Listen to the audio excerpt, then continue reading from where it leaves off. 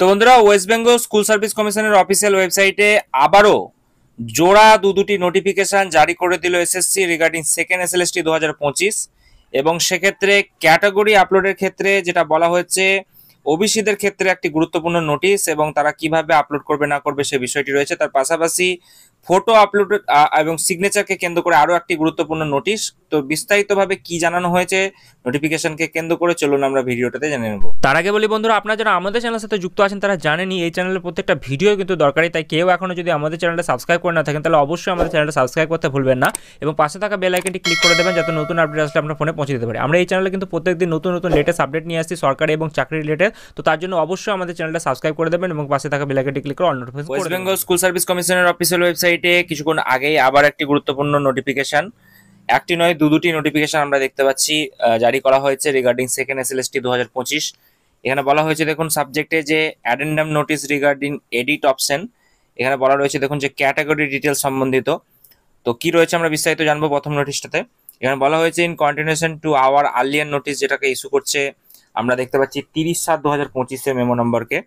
This is to further notify for information to all concern that all candidates irrespective of their category are required to mention their specific category, যেটা caste certificate রয়েছে, যেমন ধরুন EWS pH এগুলো যাদের ক্ষেত্রে রয়েছে, in the respective place in their application form through the edit option provided in the website, যেটা বলা হয়েছে 5/8/2025 থেকে 12/8/2025 পর্যন্ত আপনারা এটা এডিট করতে পারবেন। অর্থাৎ কাস্ট ক্যাটাগরির ক্ষেত্রে এডিট অপশনের যে পোর্টালটা খোলার কথা বলা হয়েছিল সেখানে আপনারা কিন্তু এটা প্রোভাইড করতে পারবেন।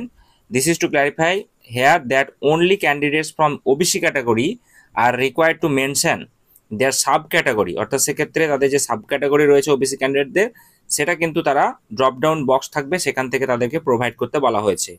তারপর বলেছে আদার্স যারা আছে including general candidates will mention there category only, অর্থাৎ সেক্ষেত্রে যারা অন্যান্য ক্যান্ডিডেট যারা রয়েছে তারা শুধু ক্যাটাগরিটা মেনশন করলে হবে।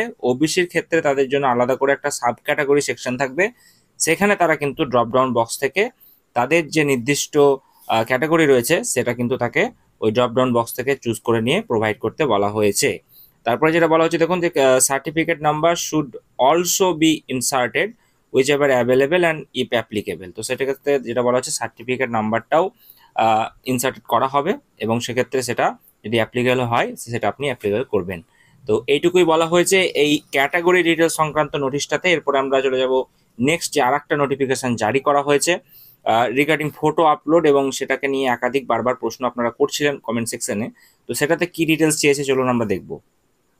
তো বন্ধুরা, এখানে দেখতে পাচ্ছেন West Bengal central school service commission official ওয়েবসাইটে আমরা দেখতে পাচ্ছি আরও একটি গুরুত্বপূর্ণ নোটিশ রিগার্ডিং সেকেন্ড এসএলএসটি 2025। তো এখানে যেটা বলা হয়েছে দেখুন যে 5/8/2025-এরই কিন্তু মেমো নাম্বার দিয়ে ডেট দিয়ে একটা কিন্তু নোটিশ জারি করা হয়েছে। এখানে বলা হয়েছে যে it is observe that a large number of applicants second SLST 2025-এর যারা রয়েছে তাদের জন্য বলা হচ্ছে are yet to properly upload their photo with signature. তো সেক্ষেত্রে অনেকেই প্রপারলি এই যে ফটো সিগনেচার আপলোডের ব্যাপারটা সেটা নিয়ে কিন্তু অনেকেই আগ্রহ দেখাচ্ছেন এবং সেক্ষেত্রে অনেকে ভুলভ্রান্তির বিষয়টি নিয়ে এই মুহূর্তে এসএসসি কিন্তু অবগত রয়েছে। In view of that, a last and final opportunity is being given to all candidates. The edit option will remain open from 5/8/2025 to 12/8/2025। অর্থাৎ আরও আমরা দেখতে পাচ্ছি যে 7টি দিন বাড়ানো হয়েছে এবং সেক্ষেত্রে এটাই আপনাদের লাস্ট অপরচুনিটি। কোনোভাবেই যদি আপনি ফটো সিগনেচার আপলোড করতে না পারেন তো সেক্ষেত্রে এই সময়টার মধ্যে আপনাকে ঠিকঠাকভাবে প্রপারলি আপনাকে সিগনেচারটা আপলোড করতে হবে উইথ ফটো।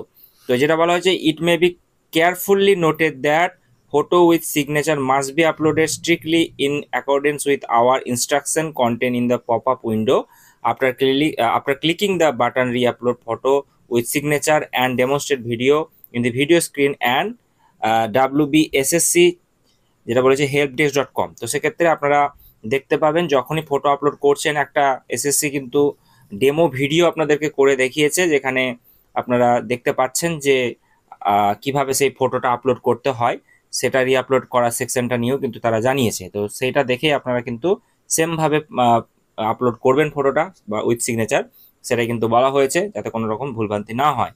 তো any violation will lead to cancellation of candidature, অর্থাৎ কোনো রকম যদি আপনি ভায়োলেশন হয়ে থাকে তাহলে সেক্ষেত্রে আপনার ক্যান্ডিডেচার বাতিল হয়ে যাবে। এটাই কিন্তু বলা হয়েছে। The candidate form appearing in the examination venue in the examination হল ভেন্যু, তো সেক্ষেত্রে কোনো রকমভাবে আপনাকে ওই এক্সামিনেশন হলে কিন্তু ঢুকতে দেওয়া হবে না যদি কোনো রকম ভুলভ্রান্তি হয়ে থাকে। All applicants are advised to make sure that the photo with signature uploaded are conforming to all the condition laid down by commission in its notification and other guidelines। তো সেক্ষেত্রে কোনো রকম ভাবেই ওই ফটো সিগনেচার যেটা বলা হয়েছে make sure করতে বলা হয়েছে যে ভালোভাবে কিন্তু দেখে শুনেই কিন্তু সেটা আপলোড করতে হবে গাইডলাইন মেনে। The below depiction may be referred to our comprehending the extract requirement. তো সেক্ষেত্রে নিচে একটা আপনাদেরকে ডেমো দেওয়া হয়েছে, এইখানে দেখতে পাচ্ছেন যে কিভাবে আপনারা সঠিক তথ্যটি দিয়ে আপলোড করবেন। এখানে 3টি আমরা ছবি দেখতে পাচ্ছি। তো সিগনেচার এখানে দেখতে পাচ্ছেন, শুধু সিগনেচার করলে বাতিল হয়ে যাবে, শুধু ফটো আপলোড করলে বাতিল হয়ে যাবে, ফটো উইথ সিগনেচার করলে কিন্তু আপনার এটা ঠিক হবে। অনেকেই আপনারা প্রশ্ন করছেন যে দাদা আমাদের তো এডিট অপশন দিচ্ছে না। তো আমি আপনাদেরকে অলরেডি বলেছি যাদের ফর্মে কোনো রকম ভুলভ্রান্তি নেই এবং তাদেরকে মেসেজও গিয়ে থেকে থাকে তাহলে আপনাদের কোনো সমস্যা হবে না। অনেকে ব্লু কালিতে সিগনেচার করে আপলোড করেছেন এবং সেটা আপনাদেরকে বলেওছিলাম আমি আগের ভিডিওগুলোতে যে সেটা যদি আপনি ঠিকঠাকভাবে আপলোড করেছেন তাহলে কোনো রকমভাবে আপনাকে এডিট করার কোনো প্রয়োজন নেই। তো এটুকুই আপনাদের বলার ছিল। কোনো রকম সমস্যা হলে অবশ্যই কমেন্ট সেকশনে জানাবেন, আমি যতটা পারবো আপনাদের সাহায্য করার চেষ্টা করবো। তো চলুন দেখা হচ্ছে পরবর্তী আরও একটি গুরুত্বপূর্ণ ভিডিওতে। আর একটা বিষয় সেটা হচ্ছে যে একাডেমিক সেকশন এডিট করা যাচ্ছে না, তারপর সেন্টার যারা চুজ করেছে ভুলভাল, তারপর মিডিয়াম চুজ করেছে সেগুলো কিন্তু এডিট করা যাচ্ছে না। তো অলরেডি আমি আপনাদেরকে বলেওছিলাম আগের ভিডিওগুলোতে যে এই নিয়ে কোনো রকম নোটিফিকেশন আসলেই আমি আপনাদেরকে জানাবো।